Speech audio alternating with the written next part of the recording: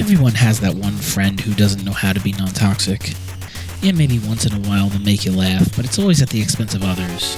Never about them. Have you ever told them they did something wrong? Well, look out. I once asked a guy I worked with if they made his sunglasses in men's. He wouldn't look at me for months. Well, I couldn't tell. He wore the glasses all the time to prove a point. The point is, toxic people are insecure. They're always searching for a reason they were downed, lag, ping, luck, and the biggest one, aim assist. It couldn't just be they were outplayed by someone. They didn't cover themselves when they should have. No, I'm good at this game.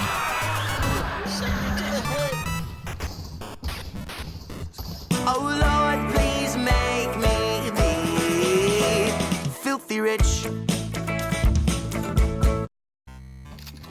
Hey, what's going on, guys?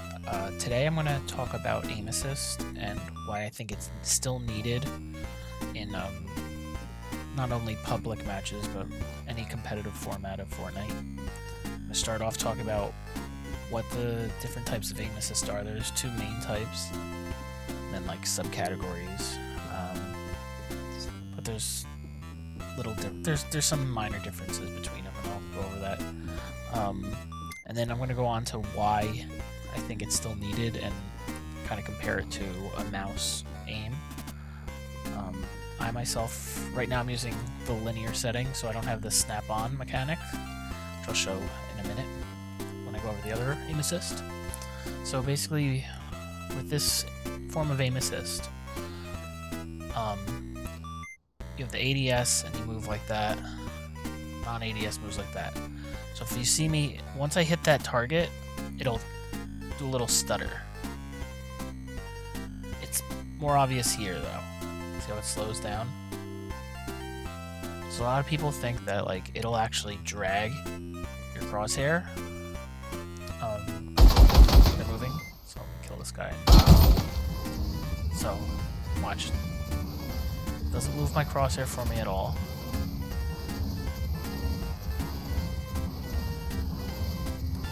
ADS, nothing.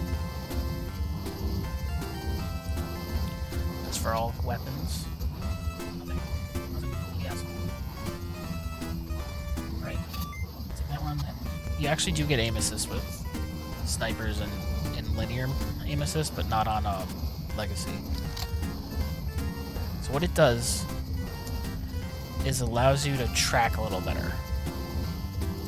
So when I'm able to pretty much keep the crosshair fairly steady on him as long as I'm going in the same direction as him and at a decent speed. Like you can't go too slow. It's like it won't catch up. And I could start before he's even at me. So I'll go slow right here. And to see it still passes. So you have to have decent aim to still get it to work. For all weapons here, so I'll go slow here. See, it just pulled it a little bit. See how I sped up a little bit, and it drug it around while I was moving. Same here. It'll keep up with it fairly good. This one too.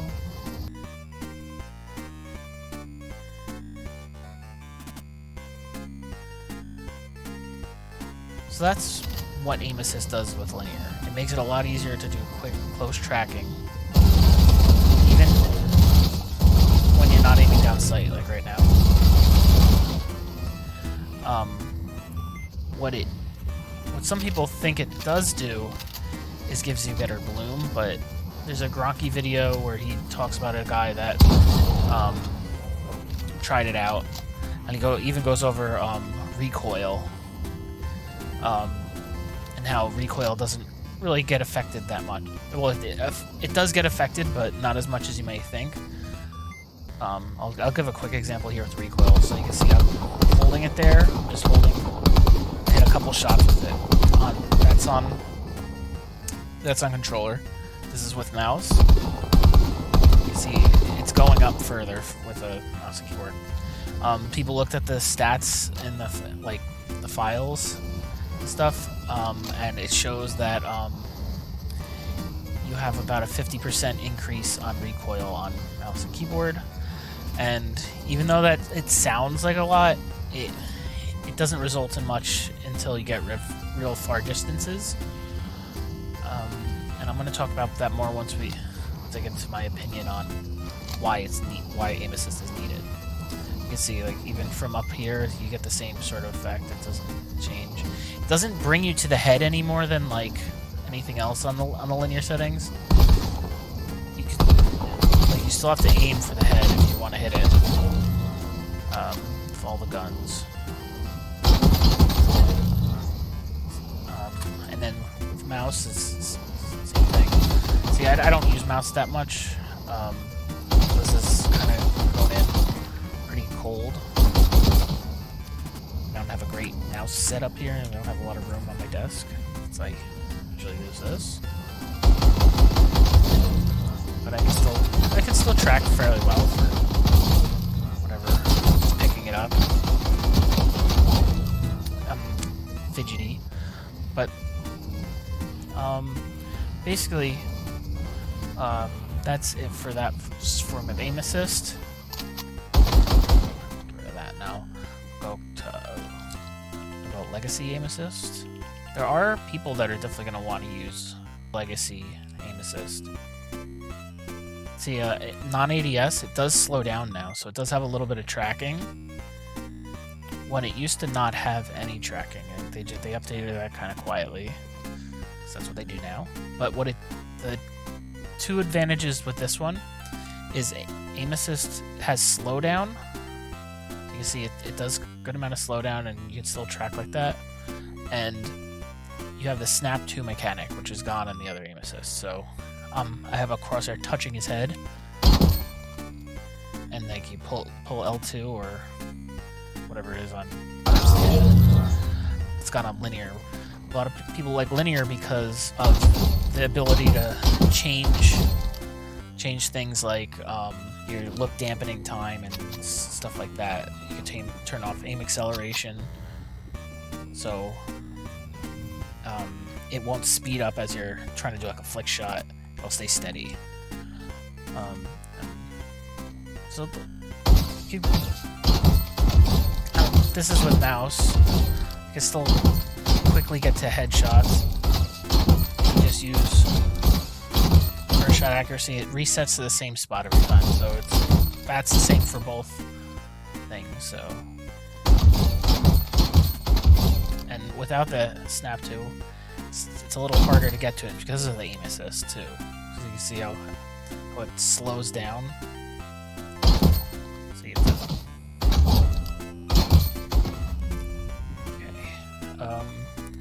and one of the big advantages, if you're like a long distance shooter, you could use aim assist with this up to 39 tiles away and still get the snap to. It gets a little weaker the further you go out, because now it's not just the white edge of the crosshair that will reach on. You have to pretty much have the dot close to it, almost touching, like a few pixels away. Now with the linear, it doesn't reach this far. What people don't seem to realize is there's a big advantage to using a mouse when aiming. When you're moving a controller, you have to worry about the acceleration that you're moving and how much acceleration you're going to put on it and how long you're going to hold it. With a mouse, all you have to do is move a certain amount to get to that point. There's no acceleration. You change your sensitivity, and that's what your sensitivity is.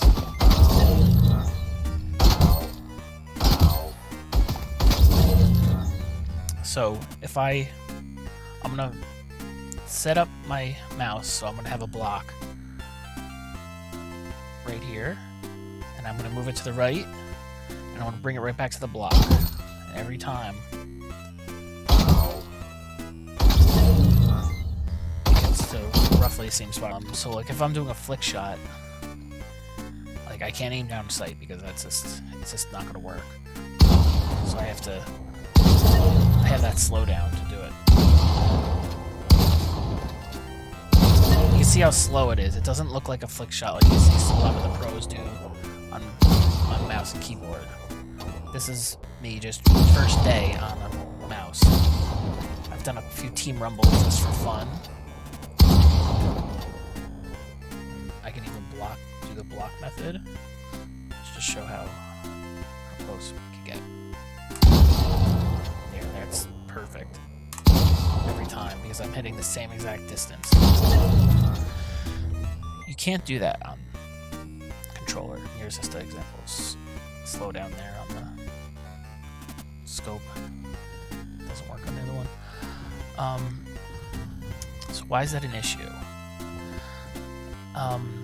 Basically, it's like driving a car versus driving a hovercraft.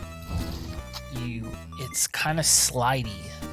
Like you can get muscle memory for it, but it's not nearly as consistent as you could get with a mouse. It's just impossible. I mean, even just moving a pixel unless your sensitivity is really low, it's almost impossible to get that like 1 pixel. I'm moving that around. I'm just going to try to move that white dot just past that line. Just giving that little tap. Like I'm just minimum, just like look. I can't do it.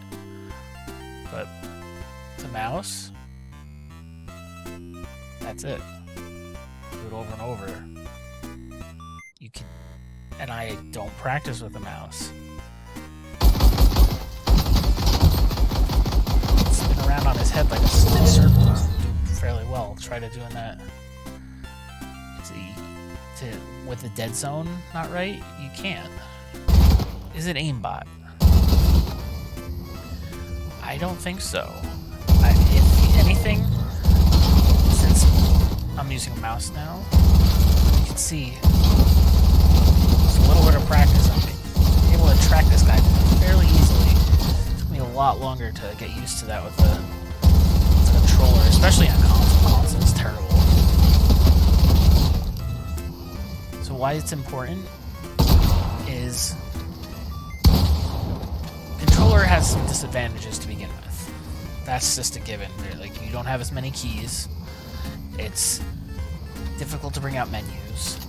Like, if I want to build a piece, I have to hit the build menu, hit the button, then bring out my gun. I have to hit undo and then switch to the gun that I wanted. So either I have to pick the gun beforehand before I edit, so it's out. So I have this out, hit edit, shoot.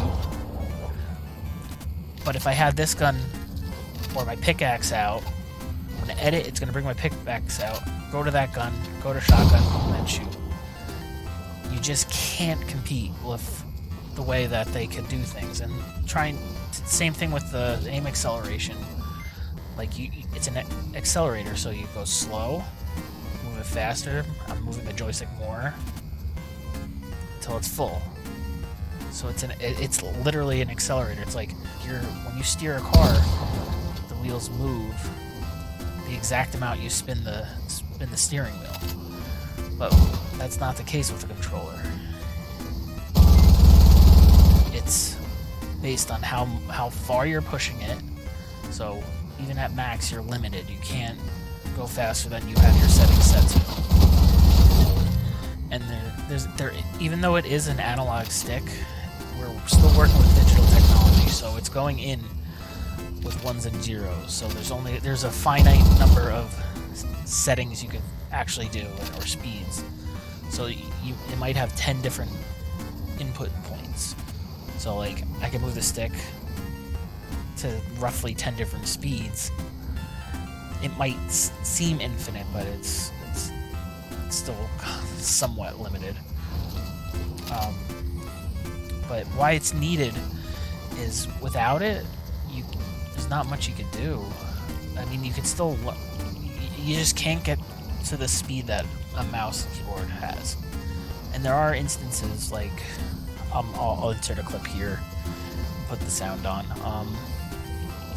Like here, there's Unknown Army. I have a clip of him on a controller with a great SMG aim. He hits a player, and it basically he melts him and reverse to freaked out. That's why we're in this conversation again. It was kind of over for a while, and nobody talked about it. People started complaining again. You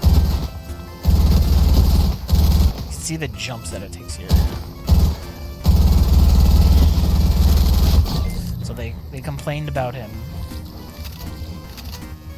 and like said how he's just as good at mouse and keyboard. Well, I found a clip of him doing the same thing on mouse and keyboard. He has excellent tracking and does a great job with it. That's what started this whole conversation kind of back up. So this is without aim assist.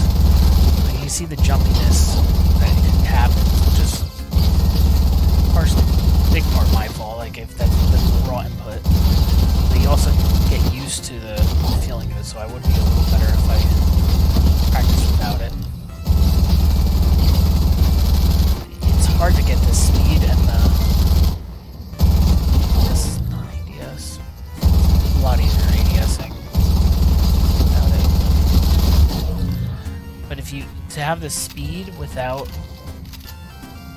it is just comes nowhere close to mouse. Like here I am again with mouse.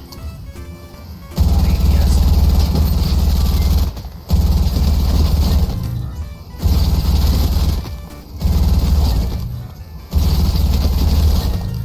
It's like it doesn't assist your aim, but it's kind of like without having mouse acceleration.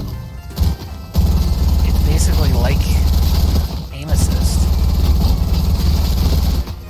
Like how are we supposed to compete when I pick up a mouse, do this?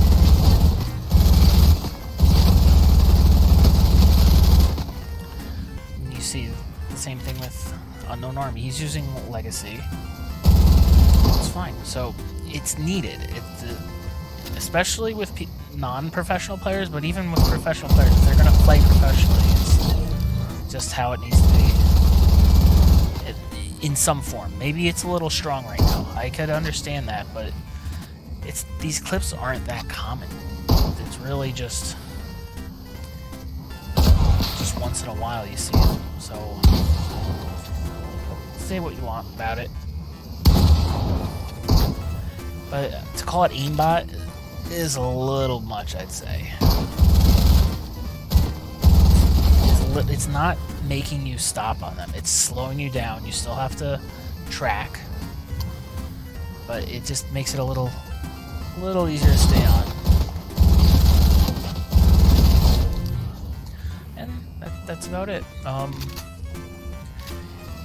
There's a lot of toxicity about this right now. That shouldn't be the case. It's the first game that we all come together on and play with multi-platform, and we should just get over it and appreciate the fact that there's just more people able to play, in my opinion. Well, that's it for tonight. Like and subscribe if you enjoy the content.